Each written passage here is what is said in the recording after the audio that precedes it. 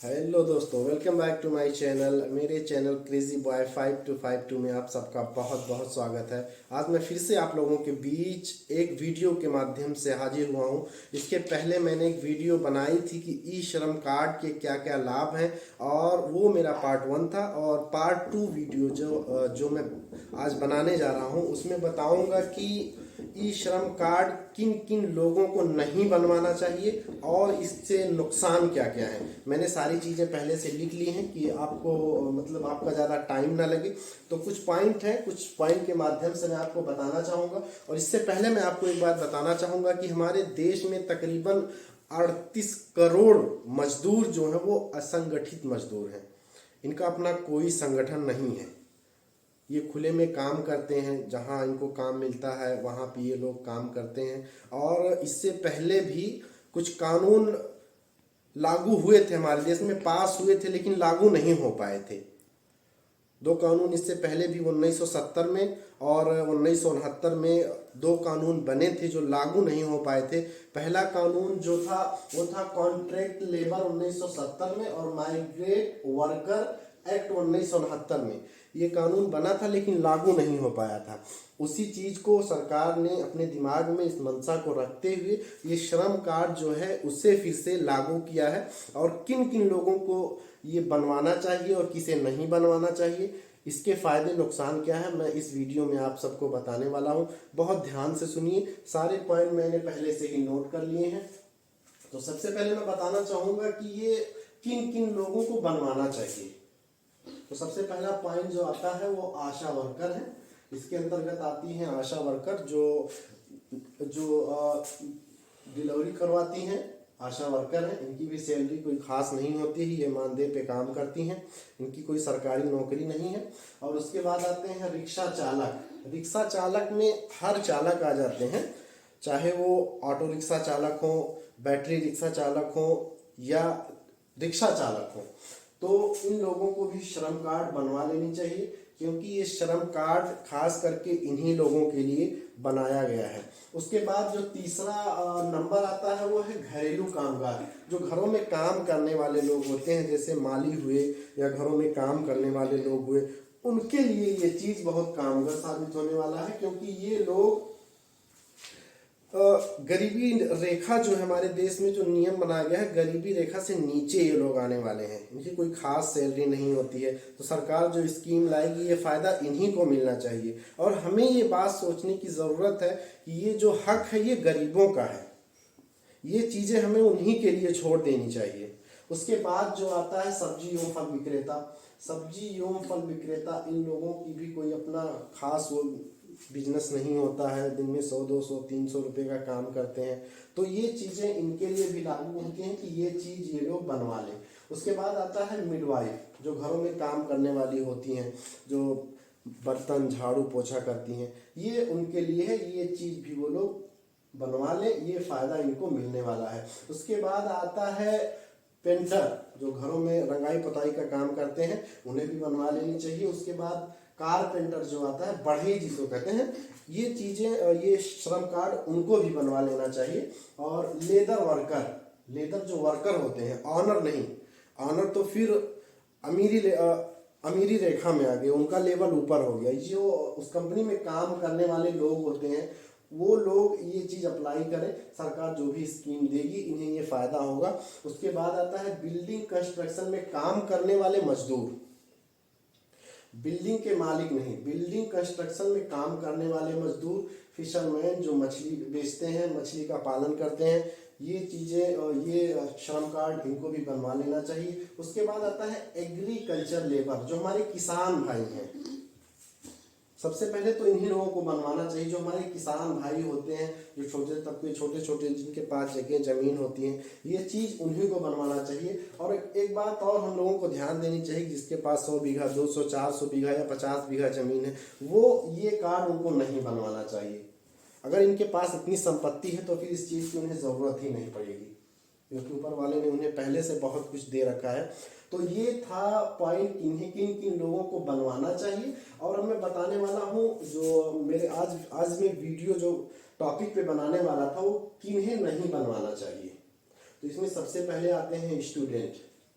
Student को इसलिए नहीं बनवाना चाहिए क्योंकि हो सकता है ये लोग स्टूडेंट हैं, स्कॉलरशिप इनके अकाउंट में आए। अगर इन्होंने पहले से ही अपने आप को रजिस्टर करवा रखा है ई श्रम कार्ड के लिए, तो हो सकता है स्कॉलरशिप इनका ना आए और इन फ्यूचर अगर ये नौकरी के लिए कहीं जाए तो हो सकता है इनकी नौकरी में बाधा उत्पन्न हो, क्योंकि उन्होंने पहले ही अपने आप को श्रमिकों की श्रेणी में अप्लाई करवा रखा है। तो हो सकता है इनकी नौकरी में भी दिक्कत हो और स्कॉलरशिप भी ना है। उसके बाद डॉक्टर जो होते हैं इनको भी नहीं बनवाना चाहिए क्योंकि इन्हें लाइसेंस की ज़रूरत पड़ती है, हॉस्पिटल खोले या वैसे भी।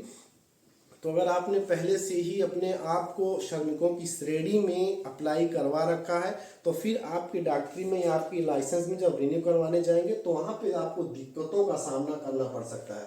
उसके बाद फार्मेसी वाले, इनके पास भी लाइसेंस होता है मेडिकल का, तो ये लोग भी ना करवाएं क्योंकि इन्हें फिर जब रिन्यू करवाना होगा या और कोई प्रोसेस हुआ सरकारी, अगर ये अपने आप को फिर से रजिस्टर करवाने गए तो उससे पहले ही ये चीज़ बता देगा कि आपने सरकार के पास अपने आप को रजिस्टर्ड करवा रखा है श्रमिकों की श्रेणी में।